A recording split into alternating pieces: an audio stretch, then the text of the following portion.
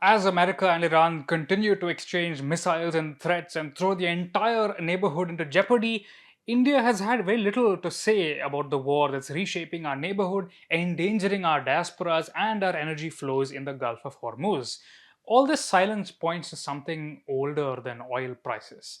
India has lost the language for what Iran actually means to it. This video is an attempt to recover some of it, a history that runs from a poet in Lahore to a Nawab in Lucknow to an Ayatollah in Tehran. In an earlier edition of Thinking Medieval, I argued that ideas used to flow continuously between India and Iran until the imposition of colonial national borders. The focus here is on the generations of Iranians who came to India, stayed, and changed the subcontinent. Their story begins with the Persian language.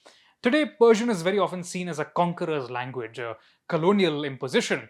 It did arrive on horseback wielding the sword, that much is true. It was the court language of the Ghaznavid sultans, and the Delhi Sultanate continued to patronize it over the next 3 centuries. But the fact is that within a generation of Persian's arrival, Indians were writing Persian, and within a few more, Indians had become an influential and distinct set of Persian voices. The 11th century poet Masood Saad Salman, who was born in Lahore to an Iranian immigrant, is considered the foundational writer of this tradition, which would run unbroken until Ghalib. By the 16th and 17th centuries, Persian poetry written in Mughal India had developed what its practitioners called taza gui, fresh speech, which contemporary poet Shamsur Rahman Farooqi describes as possessing, and I quote, high imaginative flourishes and unusual images and unconventional constructs, a potency, vigor, and eclat which mainline Iranian poetry would be hard put to match, end quote. Saib, an Iranian poet who spent years at Shah Jahan's court, elegantly described this transformation, quote, until henna came to India, it acquired no color, end quote. Chandar Bhan Brahman, who was Shah Jahan's court secretary, was a Brahmin from Lahore and a respected Persian literature in this tradition. Now, Farooqi notes that some innovations of Taza Gui may have developed from contact with Sanskrit as well as patronage from the eclectic society of North Indian courts. However, the appeal of this style wasn't limited to the Indian subcontinent. Many prominent Iranian poets, even those who never visited India, wrote in Taza Gui. Its popularity provoked considerable controversy among the conservative Iranian literati. Especially in the 20th century, with cultural nationalism on the rise, some Iranian critics chose to dismiss it simply as an Indian style or a Sabki Hindi. Even beyond poetry, though, historian Muzaffar Alam, in his The Languages of Political Islam in India, 1200 to 1800, traces how Persian had, by the 18th century, become the medium of Baniya scribes, Rajput aristocrats, and Maratha chancelleries. Delhi and Lucknow had become centers of Persian literary innovation, and not Isfahan or Tehran, both being actively bound by the Americans today. And Persian vocabulary and syntax had merged into various dialects of Hindustani, which are the direct ancestors of Urdu and Hindi that many of us speak today. When the British East India Company replaced Persian with English as the administrative language in 1837, thank you Thomas Babington Macaulay, it uprooted something that had grown here for 7 centuries and had become, in very meaningful senses, truly Indian. Iranians also helped develop influential administrative and cultural systems in India. Let's talk, for example, about Mahmud Gawan. He was a middle-aged horse trader turned wandering scholar who spent years crossing the coasts of Anatolia, Egypt, and the Iranian plateau. Arriving in India in 1453, he was recruited by the Bahmani Sultanate, which is a breakaway province of Delhi, just barely surviving against the Vijayanagara and Gajapati kingdoms in the Deccan. Gawan brought with him an extensive Persianate framework of governance. He divided the Sultanate into 8 provinces and systematized revenue collection, but more importantly, he introduced new fortification artillery techniques, which was a substantial contribution to the subcontinent's military history.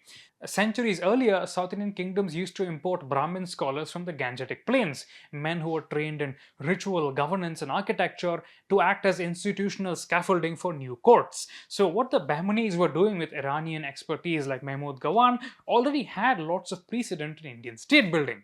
When Gawan was assassinated in 1481, the Sultanate collapsed, but its now independent regional governors continued this pattern. Iranian engineers, as I wrote in an earlier column about hydraulic engineering, brought water systems like the Qanat, which made new capitals like Bijapur viable in the rocky Deccan. These were among the earliest true municipal water systems in urban India and are still valuable to communities in the Deccan even today. Fatullah Shirazi, who was an Iranian polymath who worked on some of these Bijapuri systems, was recruited by the Mughal Emperor Akbar in 1582. According to the Encyclopedia Iranica, Shirazi devised a solar agricultural calendar to align tax collection with harvest cycles and assisted Raja Todarmal, Akbar's finance minister, in revenue reforms. In fact, a variant of his calendar is still the basis of the agricultural year in Bangladesh even today. Shirazi also translated lots of Sanskrit works into Persian and invented multi-barreled guns for Akbar. Circulations like this created an Indo-Persian cultural continuum which extended from the Iranian plateau deep into the subcontinent. In the 18th century, Sadat Khan, born in Nishapur in Iran, arrived in India, became a Mughal officer, and became the first Nawab of Awadh. His descendants would govern the richest province of the subcontinent for the next 150 years.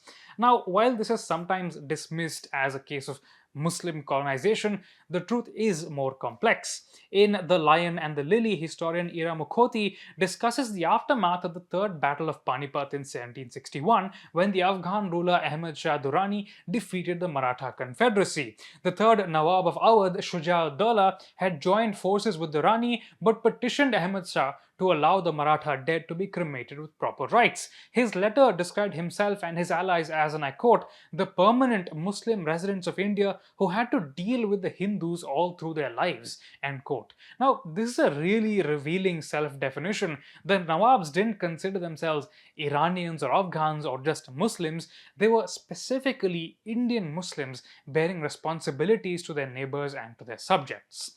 The next Nawab, Asaf ud-Dawla, built the Bara Imbambara in Lucknow during the famine of 1784. Mukhoti notes that this was both a monumental Shia religious structure and a relief project which employed thousands of Hindu and Muslim workers through the worst of the hunger. The spectacular Muharram processions of his court drew Hindu participation, with Imam Hussain recast as Ram, his half-brother Abbas as Lakshman, and the Caliph Yazid, their persecutor, as Ravan. Mukhoti characterizes this resulting Ganga Jamuni Tehzeeb, the composite culture of Awadh, as a deliberate policy encouraged by the Nawabs, a way of being Indian that was true to the region's cosmopolitan history while also flipping off the British quite a lot. Even as they patronized Awadh's composite culture, the Nawabs endowed Shia seminaries at Najaf and Karbala, which are both in present-day Iraq, for generations. This is kind of similar to Indian Americans funding the Tirupati Balaji temple while still remaining very much American. Interestingly, the Awadhi intellectual Sayyid Ahmad Musavi, who emigrated to Najaf in the 19th century, was the paternal ancestor of Ayatollah Khomeini, the late supreme ruler of Iran. And so the fates of India and Iran continue to remain intertwined, even if we don't want to make any statements about them being bombed. Crude oil prices will eventually balance out, I hope. Supply chains will be rerouted, deals will be renegotiated, but what's harder to reroute is the historical imagination, the capacity to see in a country sliding ever deeper into disaster the people and the civilization that shared so much with India over the centuries.